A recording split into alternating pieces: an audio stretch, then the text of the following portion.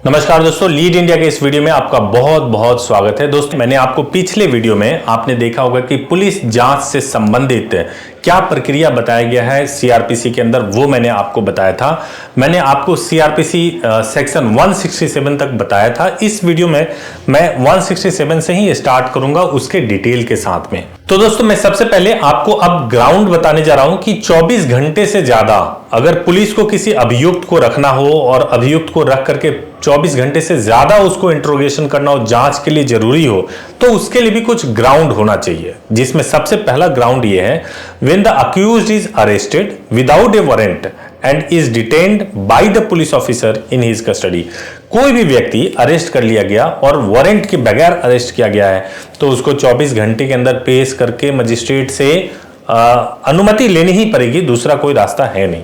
दूसरा यह है कि more than 24 hours needed for an investigation. अगर पुलिस ऑफिसर ये साबित कर दें कोर्ट के अंदर कि 24 घंटे से ज्यादा इन्वेस्टिगेशन की जरूरत है, तो भी पीसी मिलता है।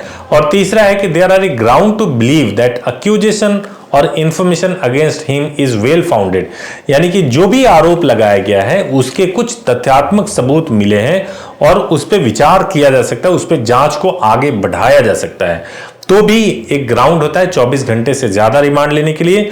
और चौथा होता है कि the officer in charge of a police station और the investigating officer not below the rank of sub inspector forwards the accused for remand before the magistrate. मतलब यह है कि अगर रिमांड लेना है तो सब इंस्पेक्टर या उससे ऊपर के ही अधिकारी किसी भी अभियुक्त या आरोपी का रिमांड ले सकते हैं, उससे नीचे के अधिकारी नहीं ले सकते। अब मैं आपको बताता हूं कुछ procedure to be followed completion of investigation. ये सीआरपीसी सेक्शन 169 से लेकर के 173 तक है। अब आता है कि जब पुलिस जांच हो गई, अब पुलिस जांच होने के बाद से अब बारी है चार्जशीट फाइल करने की। लेकिन उससे पहले मैं आपको बताऊं कि सबसे पहला काम यह है, release of accused when evidence is deficient. अगर एविडेंस ही नहीं है तो अक्यूज को रिलीज किया जा सकता है, मजिस्ट्रेट रिलीज करेंगे इस कुछ शर्तों के आधार पे कि जब कभी भी जरूरत होगी, जब कभी फर्दर अगर कोई जांच होता है, कोई और एविडेंस मिलता है, तो आपको बुलाया जा सकता है।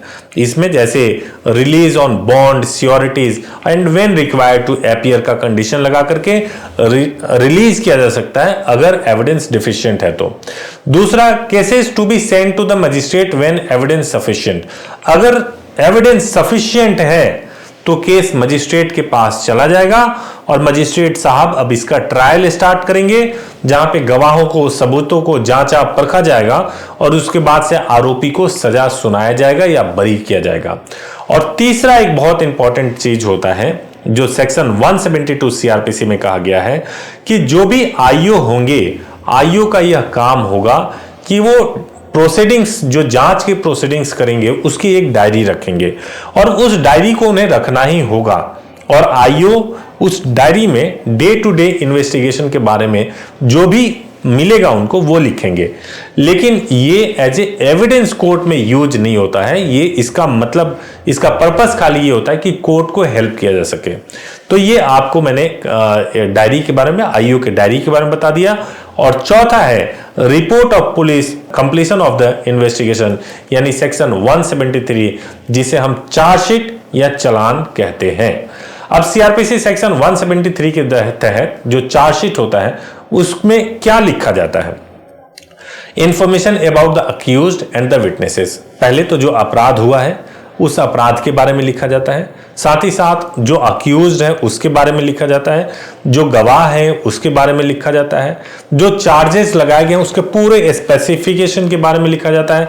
ये चार्ज है, ये घटना घटी है, पूरा स्पेसिफिक तरीके से लिखा जाता है। तीसरा, the preferring of charges and their referral to a summary. Charges किस प्रकार से हुए हैं और उसके क्या रेफरल या समरी रहे वो भी लिखे जाते हैं। और उसके बाद से जो स्टार्ट होता है फॉर द ट्रायल रिकॉर्ड, यानी कि पूरा ट्रायल जो चलता है वो उसके बारे में स्टार्ट होता है। अब एक और सवाल आता है कि is there any time bar for filing chargesheet.